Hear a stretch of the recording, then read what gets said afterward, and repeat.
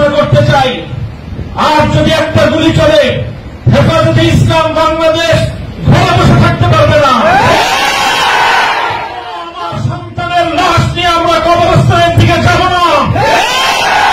পরবর্তী সন্তানের লাশ কাঁধে আমির হেফাজত ইনশাআল্লাহ রাজপথে যখন নামবেন, টেকনাফ থেকে তেঁতুলিয়া পর্যন্ত পাক ভাঙ্গা সেই গণজোয়ার রুখে দেওয়ার সাধ্য কারো হবে না।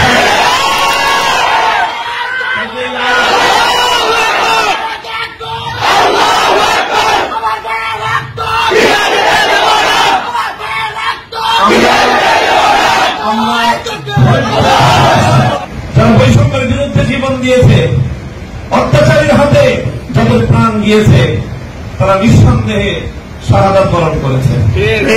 তবে সেই শহীদদের আত্মার মাগফিরাত শুধু নয়, বরং শহীদদের শাহাদাতের কবুল হওয়ার জন্য আমরা দোয়া করব আল্লাহর কাছে।